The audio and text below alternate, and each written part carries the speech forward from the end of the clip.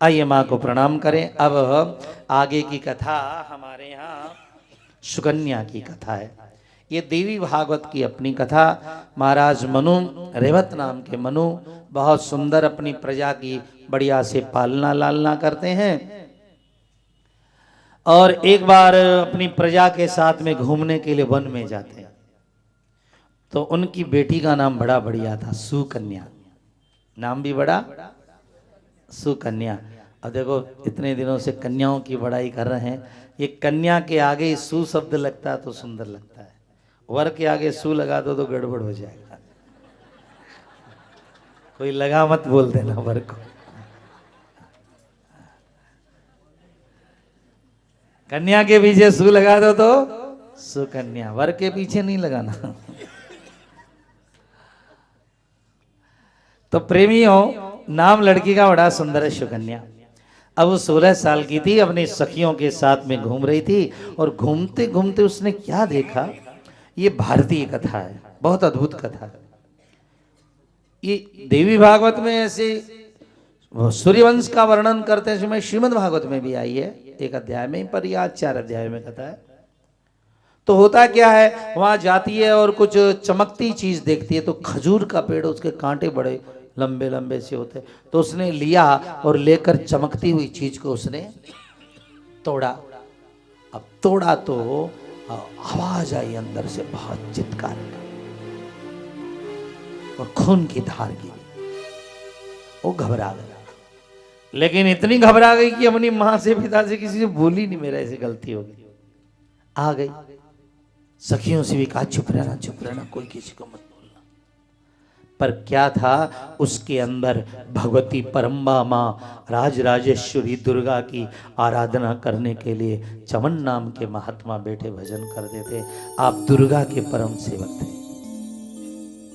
बहुत आराधना की माँ की। मिट्टी का ढेर हो गया था, लेकिन माँ माँ माँ माँ पुकारना भूलते नहीं थे।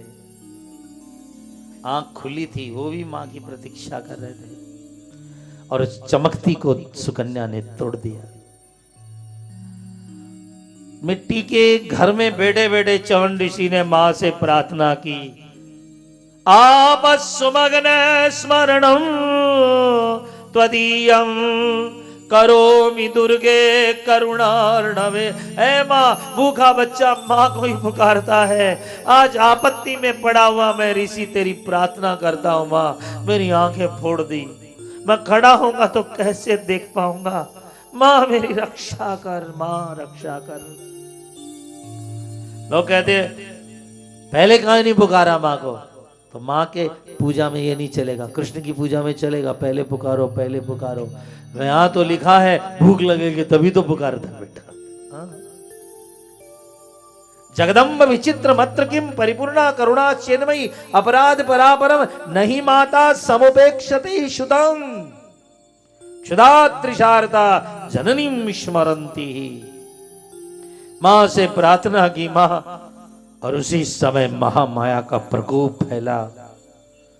उसी समय जितने हाथी घोड़े सब थे, भयानक पेट में दर्द उठा, सबके छटपटाने लगे।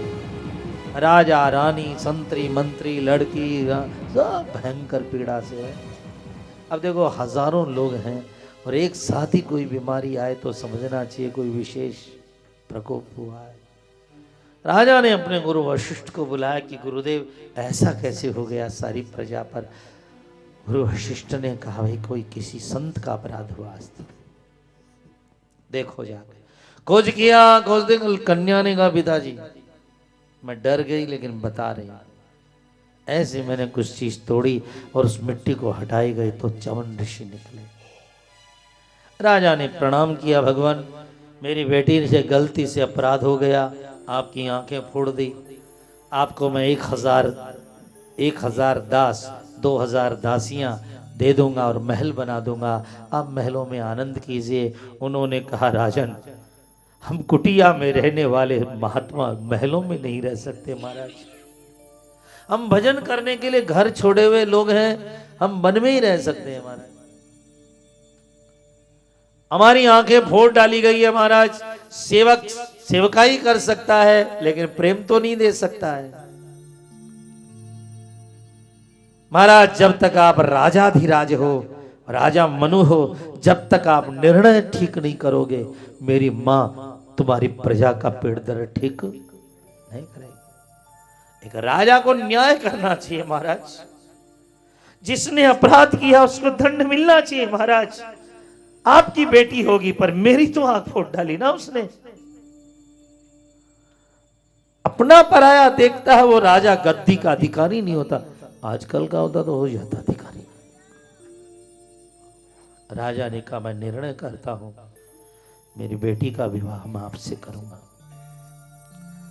सुकन्या ने कहा बाप जी इसमें कोई गलत काम नहीं है, क्योंकि अपराध अपराध होता है, चाहे बेटी ने किया हो चाहे किसी ने। आप सजा दीजिए मुझको, मैं सहर्ष स्वीकार करती हूं सजा को। लेकिन राजा ने कहा बेटी एक काम गड़बड़ है, ये वृद्ध ऋषि और तुम युवा, ये कैसे हो सकता है बेटी? ये दो नदी के किनारे नहीं मिल पाएंगे। कहीं ऐसा नहीं हो तुम इसको मार करके इसको छोड़ करके, तो मेरे कुल को बहुत कलंक लग जाएगा। बेटी ने कहा बाबू जी अब चिंता मत करे, अपराध किया है इसलिए ये सजा लेने को। और अंत में सुकन्या का चौन ऋषि से विवाह हुआ।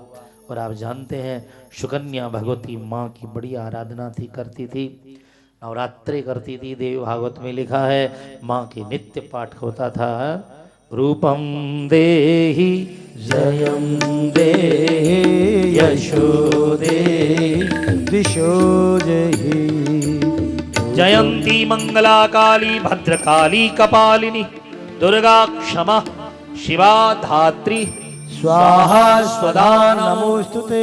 नित्य अर्गला पाठ करती थी।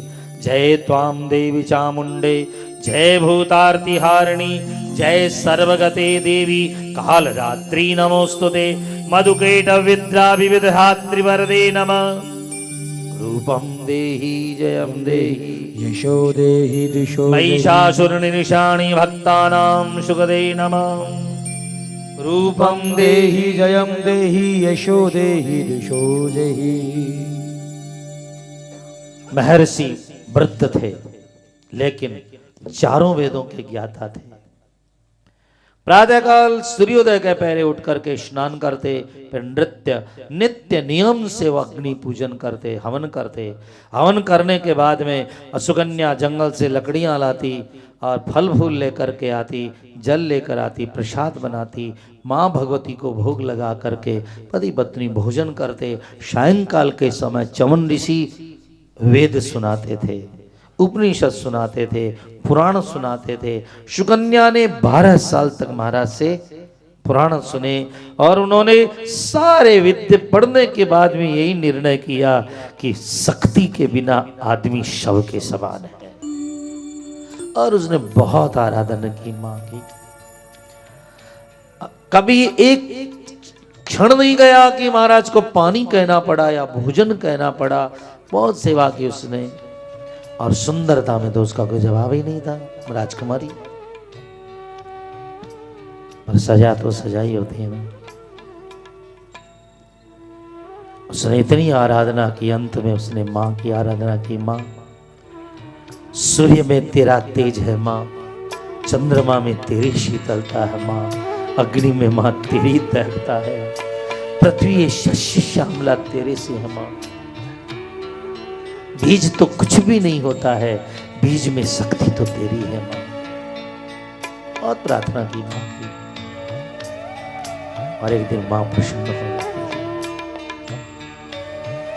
अब जब भगवती प्रसन्न हो जाए तो क्या करेंगे? याद रखिएगा, बार बार कह रहा हूं, हमारे यहाँ देवता 33 करोड़ है और सब देवी के माँ के दरवाजे पर भीख मांगते हैं, भिक्षुक हैं, पर माँ आज तक किसी के दरवाजे पर भीख मांगने नहीं गई।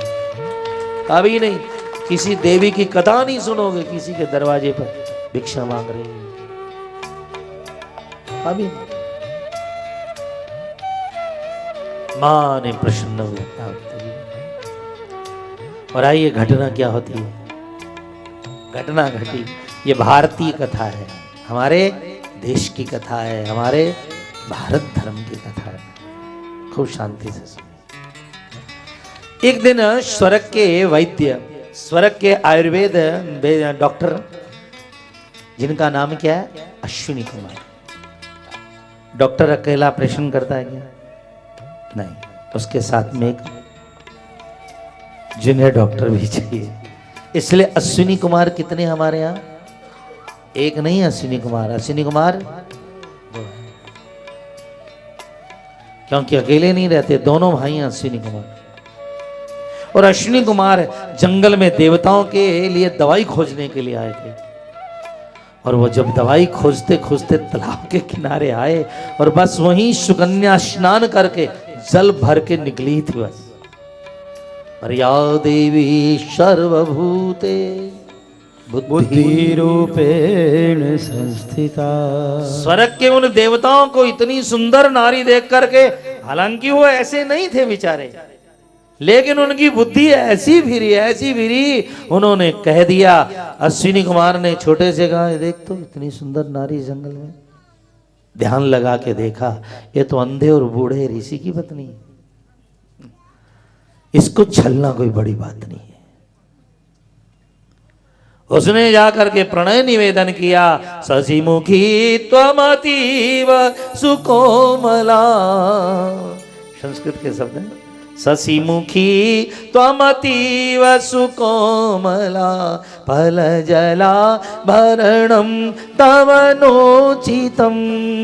ऐश चंद्रमुखी तो बहुत सुकोमल है, तेरे नीचे तो मखमल बिछनी चाहिए, जहां तेरे पांव पड़े वहां हाथ पड़ने चाहिए। त्वमतीव सुकोमला, बहुत कोमल है। और ये पानी भर रही है तू, समझ में नहीं आता इस गहरे जंगल में कर क्या रही है तू? अहम जई दर दे, चल हमारे हाथ पकड़ ले, हम तुम्हें स्वर्ग के अंदर ले जाएंगे और अपने महलों की रानी बनाएंगे तुम्हें। और देख, तू चाहे जितना धन, जितनी दौलत। अश्विनी कुमारों ने माया, देवता लोगों के हाथ में माया। अब बार बार आता ना देवता फूल बरसाए, कोई पॉकेट में थोड़ी रखते हैं, बस यूं रगड़ते हैं। देवताओं के फूल बरसने हाथ में शक्ति है उनके साथ। अब रामायण में कितनी बार फूल बरसाते तो कितनी पैकेट रखते हैं, ये शक्ति है देवताओं में। फूल बरसने की। हाँ, हाथ किया, सोने का ढेर हुआ, चांदी का ढेर हुआ, रतन भर गए तेरे लिए इतना। कहते ना लड़के, तेरे लिए चांद दे देंगे, चांद ला देंगे, सूरज ला देंगे, तेरे लिए धरती उतार देंगे। अरे तो कुछ नहीं है, केवल नमूना है। चल हमारे साथ में हाथ पकड़, छोड़ी संदेह और बूढ़े को, हम सब देख रहे हैं शक्ति से। महाराज जिस समय कहा और जो कहना था कहा, तब सुकन्या ने कहा, देवताओं, सुना था देवता ऊपर रहते हैं, पर आज पता चला देवता नीचे रहते हैं। क्या सुंदरता कही। आज की कोई स्त्री तो थे नहीं, इतना सोना मिल रहा, इतना चांदी मिल रहा, छोड़ो रही नांदा बावड़ा ने के करेंगे आगे, छोड़ो इसको। दुस्सीलो दुर्भगो वृद्धो जड़ो रोग्य धनो पिबा। दुशील है, बूढ़ा है, बीमार है, अपंग है, पति स्त्री का भाग्य उसके कर्म से मिला है, वो उसका कर्म है। सुंदर कर। उसने कहा, देवताओं मैं शाप दे करके तुम्हें मारूं, इसके पहले तुम यहां से चले जाओ। मैं भगवती मां परम्बा की आराधना करती हूं।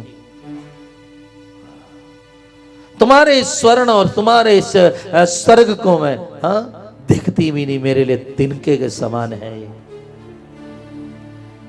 महाराज भले ही अंधे हैं, पर उनके पुराण सुन करके, वेद सुन करके एक दिन शरीर तो जाना ही है देवताओं। आज नहीं तो कल आंख चली जाएंगी, कान चले जाएंगे, हाथ चले जाएंगे। क्या नहीं जाता? क्या बुढ़ापे में पांव नहीं जाते हैं? क्या वृद्धावस्था में मेरी आंखें नहीं चली जाएंगी? शरीर का क्या है, मैं उनसे पाए हुए ज्ञान को प्राप्त करती हूं। मैं शाप दूं, आप चले जाओ। अब शाप का नाम सुनकर तो हालत खराब हो गई उनकी। वो बोले, नहीं देवी, तुम हमें शाप नहीं दोगी, जो वरदान मांगोगी हम तुम्हें देंगे। चलो तुम्हारे पति के पास हमें ले चलो, शाप नहीं दोगे। और पति के पास में आए, चौन ऋषि को सारा बताया, इसलिए आगे निकल रही थी, ये बात बोले। उन्होंने कहा, किसी की ताकत नहीं। अश्विनी कुमार चरण पकड़ ले, महाराज हम ऐसे तो नहीं है। इंद्र को कलंक लगा है, सबको कलंक लगा, पर हमें कभी कलंक नहीं लगा। पता नहीं आज हमारी बुद्धि कौन सी माया ने क्या कर दी। वो तो जान ही गए मेरी माँ का काम है सारा। उन्होंने कहा तो ठीक है, तुम दो काम करके दो, एक तो मेरी आंखें लौटा दो वापिस, और एक मुझे फिर से जवान बना दो। ऐसा हुआ नहीं इतिहास में, जो बूढ़ा हो गया वो बूढ़ा ही हो गया, मरेगा ही। लेकिन अश्विनी कुमारों ने कहा हम तैयार हैं, लेकिन इतना बता दो हमारी बुद्धि किसने बिगाड़ी। तो वही श्लोक निकला है, ज्ञानी नाम विचेतांशी देवी भगवती हिषा बलादा कृष्ण मोहाय महामाया प्रयच्छति। अश्विनी कुमारों ने कहा तो हमारे साथ चलो। उन्होंने एक औषधि बनाकर खिलाई। उसके बाद एक तालाब था, तालाब में गए और दो तो अश्विनी कुमार और तीसरे चमन, तीनों डूब गए तालाब में। और जब निकले तो तीनों एक जैसे थे। सुकन्या, पहचानो तुम्हारा पति कौन सा है? सुकन्या तो तीनों एकदम हूबहू। तब उसने मां से प्रार्थना की। उसी समय और जो महाराज के गले की माला थी वो मुरझाने लगी, क्योंकि देवताओं की गले की माला मुरझाती नहीं है। अब वहां मुरझाई माला दिखी और उसने जाके माला उन्हीं को पहनाई। अश्विनी कुमारों ने सुकन्या के चरणों में प्रणाम किया, धन्य हो देवी, जब तक सृष्टि रहेगी याद रहेगा। और बूढ़े से ऋषि को बना दिया 16 साल का। और देखो ये है भारतीय कथा है साहब, क्या गजब ढाया। और वो जवान, आज आंखें आ गई, और आज तक दुनिया में कोई बूढ़ा से जवान नहीं हुआ था साहब, फिर जवान हो गए। अब 70 साल का बूढ़ा चाहे 2.5 किलो दूध पिए, चाहे 8,000 दंड बैठक सुबह से शाम तक निकाले, पहलवान बनेगा क्या? जब तक शरीर में ताकत है तब तक कर लो पहलवानी, बन जाओ।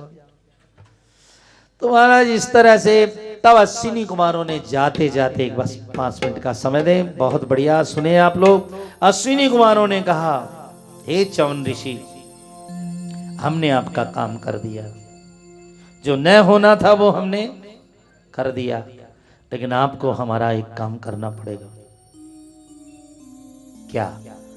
कि देवताओं का जब यज्ञ होता है, यज्ञ में अश्विनी कुमार वैद्य हैं, डॉक्टर हैं देवताओं के, उनको यज्ञ में हिस्सा नहीं मिलना चाहिए। यह कह करके इंद्र ने हमें हिस्सा देना, तुम हमें वापस हिस्सा दिलाने लग जाओ, हमने तुम्हारा काम किया, आप। उन्होंने क्या कर देंगे, क्या बात है। और इधर उसके बाद की जो कथा है बड़ी विचित्र सी कथा है। राजा साहब आते हैं और आकर अपने बेटी को एक जवान के साथ बैठा देख करके जोर रुदन करते हैं, हे भगवान मेरे भाग फूटे जो मैं बूढ़े के हाथ में देखे गया, मेरा तो वंश बर्बाद हो गया। जो उसके बाद बेटी को बहुत डांटते हैं। बेटी कहती है, बाप जी सुनो तो सही। बाप कहता सुनना उन्ना नहीं, देख रहा हूँ। तब लड़की कहती है, पिताजी कभी कभी देखा हुआ भी असत्य हो जाता है, देखे पे विश्वास मत कीजिएगा, कितने घर बर्बाद हो गए हैं साहब, देखे पे विश्वास करोगे? कभी कभी देखा हुआ भी देखे पे विश्वास मत करो। सारी बातें च्यवन ऋषि ने बताई और बताने के बाद महाराज को विश्वास हो गया। उसके बाद उन्होंने, च्यवन जी ने कहा, अश्विनी कुमारों ने कहा, यज्ञ में हमें हिस्सा मिलना चाहिए, आप एक माँ का अम्मा यज्ञ कराइए और अम्बा माँ का सचंडी सहस्त्र चंडी महायज्ञ च्यवन ऋषि ने करवाया। और उसमें जहां अश्विनी कुमारों को आहुति देने वाले, उसी समय इंद्र वज्र लेकर आकाश में खड़ा था। च्यवन ऋषि, मैं आपके सिर के 100 टुकड़े कर डालूंगा यदि आपने अश्विनी कुमारों को आहुति दी तो। खबरदार जो आपने आहुति दी। उन्होंने कहा, इंद्र मैं मां का भक्त हूं, तुम मुझे आहुति देने से नहीं रोक सकते। पर इंद्र ने जो ही वज्र चलाला, उसी समय उन्होंने कहा, स्थितो भव। इंद्र का हाथ पत्थर हो गया, हिलना डुलना बंद हो गया। महाराज सैकड़ों वर्षों तक हाथ नहीं उठा इंद्र का। आखिर में इंद्र ने क्षमा प्रार्थना की। अश्विनी कुमारों को हिस्सा उसी दिन से दिया जाने लगा, आज भी दिया जाता है। लेकिन माँ की ताकत के ऊपर इंद्र का वज्र रुक जाता है।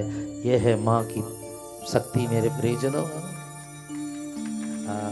देवताओं का कोप, ग्रहों का कोप, ये जितने जितने देविक दुर्गुण हैं अम्बा के नाम से खत्म हो जाते हैं। आइए हाथ जोड़िए। प्रथमं शैलपुत्रीति, द्वितीयं ब्रह्मचारिणी, तृतीयं चंद्रघंटेति, कुष्मांडेति, चतुर्थकं पंचमं स्कंदमातेति, षष्ठं कात्यायनीति च, सप्तमं कालरात्रीति, महागौरीति चाष्टमं, नवमं सिद्धिदात्रीति, नवदुर्गा प्रकीर्तिता। सौभाग्य चाहने वाली स्त्रियों को इसे नित्य पाठ करना चाहिए। नव नाम करे। उक्तानि दानि नामानि ब्रह्मणैव महात्मना, अग्निना दह्यमानस्तु, आग में भी चला जाए, शत्रु मध्ये गतो रणे, विषमे दुर्गमे चैव, भयार्ता शरणं गता, नैतेषां जायते किंचित अशुभं रण संकटे। कोई संकट नहीं रहता। ऐसा माँ का चिंतन कीजिए, आपका वंश बढ़ता रहेगा। महाराज ये सुकन्या की कथा है। माँ की कृपा से चमन ऋषि निहाल हो गए।